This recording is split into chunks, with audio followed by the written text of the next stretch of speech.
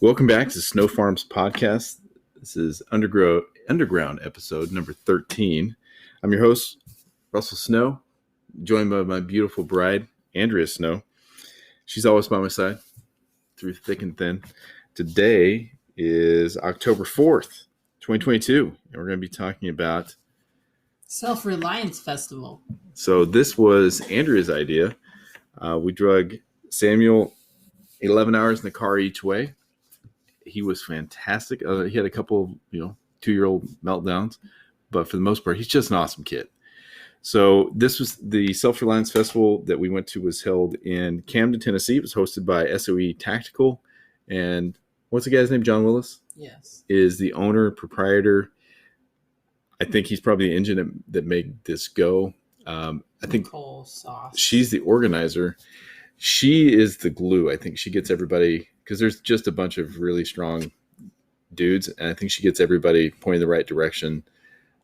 She's fantastic as a facilitator, organizer, and making everything work.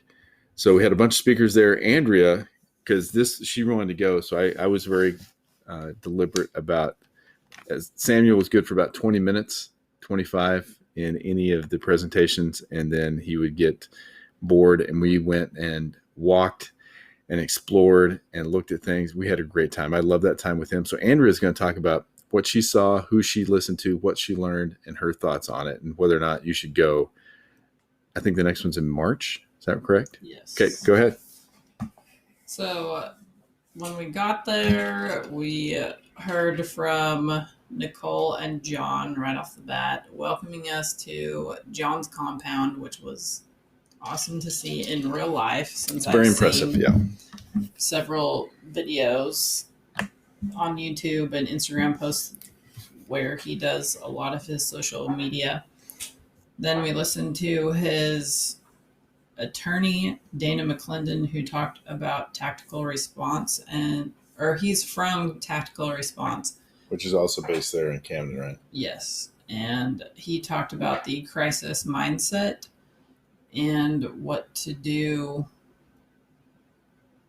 Should you have to shoot somebody in the face? Yes. It was very good, and he's very knowledgeable because he is an attorney and a prepper. One of my favorite speakers was Billy Bond, talking about how to raise all your meat for free.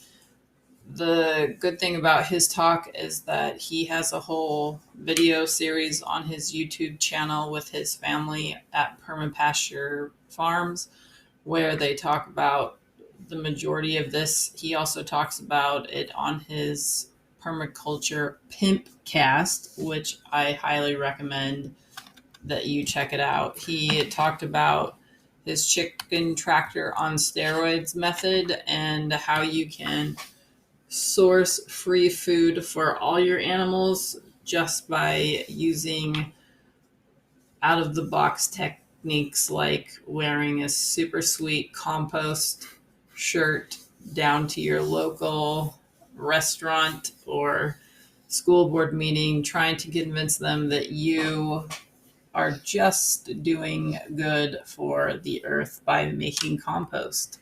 But don't mention that you're also making bacon. Yeah, I think so. Billy is new to me, and it's been 3 months, I think, it's the most I've been aware of him. He is it. He has got it. So as far as in this space on the self-reliance, prepper, survivalism, whatever, he's got a big personality. He's fantastic as far as explaining things. He's down to earth. He is just the cat's meow. So I'm very excited to see what he does in the space and getting the message out and being somebody that can talk to a variety of audiences. So seeing him in person was every bit as impressive in person. Seemed to be very gracious. And if you're not watching his videos, you're really missing out and listening to his stuff. So who'd you see next? Next we had a break, and I think I talked to Amanda, John's wife, or we walked around to see the different things at the vendor booths that were there. So I missed the first part of Thecia Ellis's talk. Oh, and Sam and Russ left so that Sam could take a nap because he had hit the wall and just had it. And then he took a 3-hour nap. So I was left to run amok on my own. Sweet, sweet freedom.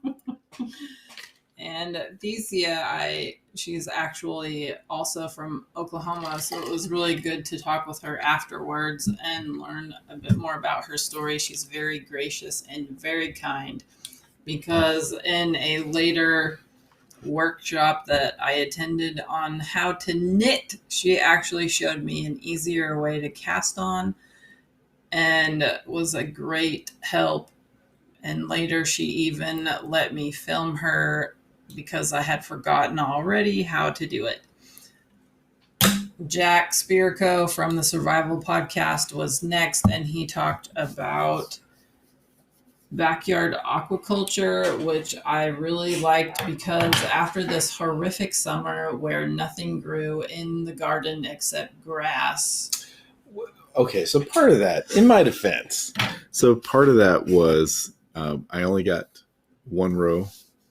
Well, there were 3 rows planted, and it was all pumpkins, squash, zucchini, watermelons, cantaloupes. But then we had Mr. Bull, who got in one day, and things had just started to produce, and he ate all of them. Because we didn't have anything left in the pasture. Yeah, and the week before, we hadn't got him out of the pasture. So it's just one of those things we would have had. But it was a learning experience for sure on that. So I'm just defending my poor, sad little garden this year. But I think the agriculture and the aquaponics are definitely something that, especially watching the tomatoes grow right now, I'm curious to see how they taste being grown in just perlite with a fertilizer. I mean, that's it. So I'm super curious to see how they taste. And we've got some of the cherry tomatoes. They're probably 2 weeks away. I think a month from now, we should have a ton of tomatoes coming off just in time for the first frost to hit, and we'll see how long we can keep them growing. But I've been really, really excited about was super friendly, plenty of restaurants, Big Daddy's. Now, hear me out. The highlight of this trip was gas station sushi. So Big Daddy's is a gas station located right next door to SOE Tactical. It's the proprietor is a Japanese fellow, and the sushi at this gas station on Friday and Saturday nights. Thursday, Friday, Saturday was just outstanding. So as good as any sushi I've had in inland America. So on the coast, it's always going to be awesome, but Idaho, Utah, Texas, it was really, really good. The place we stayed, you remember the name of that gentleman? So it's VRBO. We'll put it up in the notes. The cabins that he has for rent, reasonably priced, about the same as a hotel room, but super, super private, and all surrounding a big duck pond. Had ducks and geese, no traffic, no noise, very, very clean, very nice. Had a little misunderstanding about getting into the place, and he was Jerry Coulter. Yeah, with VRBO, Jerry Coulter.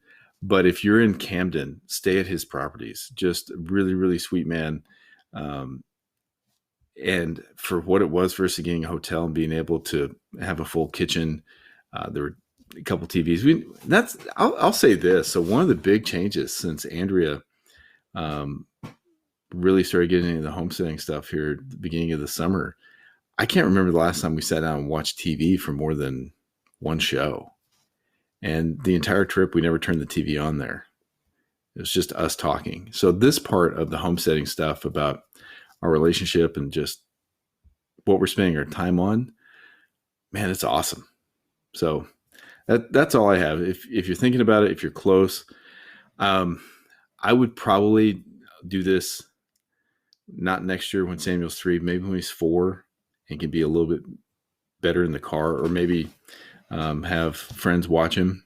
If he didn't go with us next time, it would be I'd go in a heartbeat and be able to spend more time and just because I was just so concerned about him and not being the person with the screaming baby. So, but I really enjoyed it. That's all I have. Anything else, Andrew? No, other than you should really go if you have an opportunity. Yeah, especially if you're in the space and you're following any of the people that we talked about. With Toolman Tim was there, Nicole Sauce. What's Bush's first name? Is it John? John Bush. So, and he's been in the periphery of on the Liberty space prepping for a really, really long time. He's an old Ron Paul guy. So he's been a bunch of different things. So if anybody that you're interested in that you follow on social media is going to be there, you will get an opportunity to talk to that person for 15 to 30 minutes in a really, really small group, if not by yourself.